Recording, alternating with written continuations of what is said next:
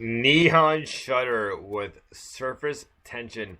Now that was a badass tune. Those were some great beats, and man, did he ever nail it! Like I mean, it had a tripped out kind of like almost like a dream pop, like shoegaze music. You know, it's more electronic, but just this the way he had it like or organized and orchestrated.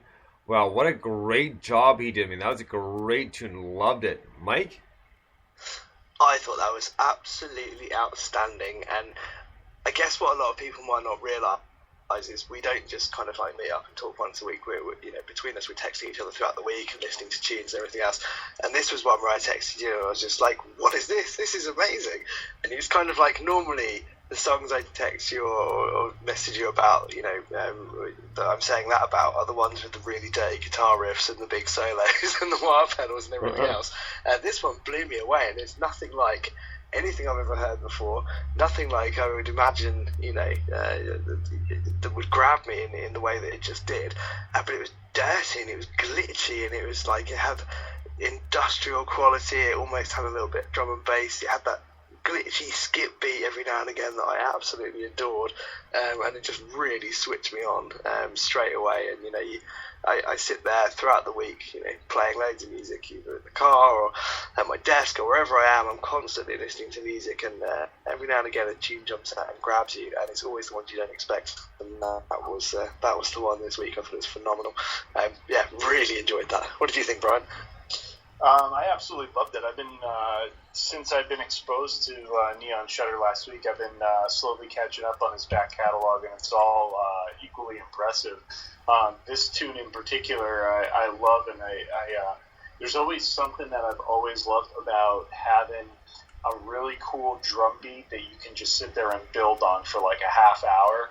And usually when you get that sound in there with a good live drum beat, I've always been a sucker for that, and I'll always try and build a song around that. And I've been guilty of that in the past too. And when you get a good beat like that you can just keep adding to, you get that filthy synth bass in there, and and you just start getting all sorts of different sounds. It turns into a great tune overall.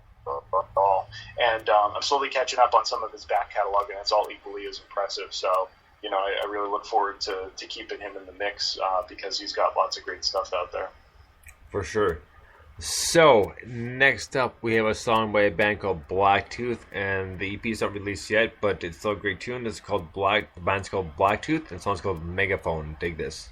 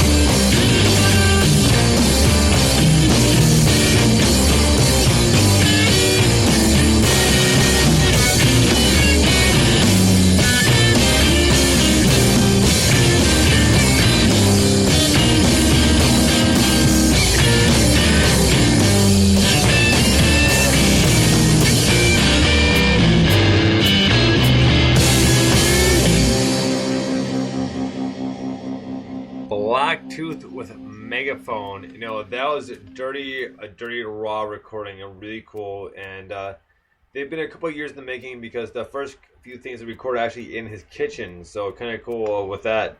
But great sound and great tune, and I'm very much looking forward to when the EP comes out. I think the kitchen is as good a place as any to record some good music. There's a brilliant video of a dad and his son, and the son bangs the oven to make a drum beat, and the dad plays something. And I think it went viral a little while ago, and you think, yeah, that's, you know, the kitchen's good. Listen, I've got a little request to make. I need you to play this band again next week so that I can say they're my new favourite band, because I've already said it, and Shotgun 21, I don't want to take it away from them tonight, but these guys are right up there in that category, so play them again and they'll get that accolade that comes out every week. Cool. Done and done. I think they're excellent. There's a bit of an Iggy Pop vibe to it, I thought, which is cool. I don't know if anyone else picked up on that. Bit of a Rolling Stones thing as well, and just generally a real kind of makes you move about and have a lovely time kind of tune. Really enjoyed it. Yeah, there was a lot of dirt to that guitar, but it was good dirt, and it sounded really, really cool. And the fact that now that you told me that, like, you know, this particular band is recording different things in his kitchen, I absolutely love that, because there's so many bands out there now, you know, and even in the electronic realm and stuff like that.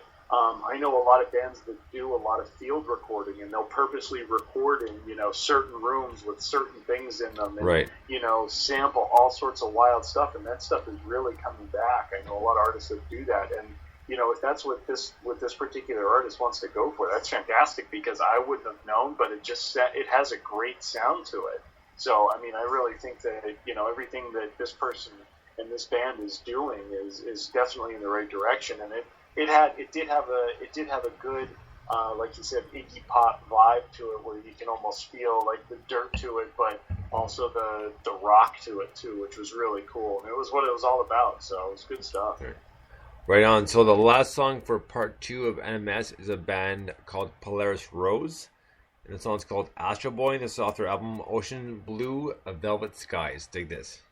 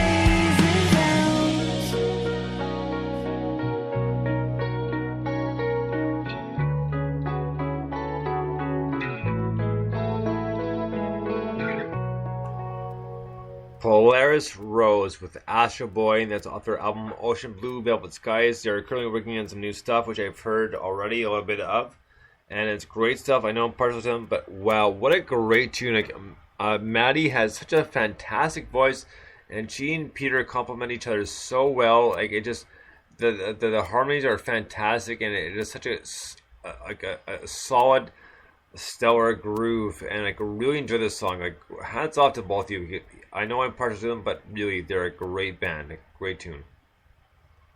I completely agree with you. The harmonies are brilliant. There's a kind of there's almost a Bjork thing going on in the vocal in a good way. I know Bjork's one of those sort of, Marmitey, you either love them or hate them, but I quite like a bit of Bjork. It's supposed to be a compliment. So do I. Good. But there's a little bit of that going on. It's got a real epic quality to it. There was just a couple of little licks and things in there. I was like, oh, it really makes your hairs prickle up on your arms, It's just really good. I think they're brilliant. I think they've got these little glassy sounds that sound really like, kind of poppy, and then it's quite heavy in the chorus. It is really nice balance. It's all credit once again to this show. This is such a good show, and I know I'm biased because I'm on the show all the time now, but I really, really love this show because of stuff like this and Gypsy Ghost and all the ones I've mentioned. That's just absolute class, and Polaris Rose are an awesome band. I'm really looking forward to hearing more from them. Yeah, they were a great song. I mean, it was and her voice is like glass, and I think we've said that before. And the harmonies are there. It's a great duo, or, as far as the harmonies and everything goes, it was a great song.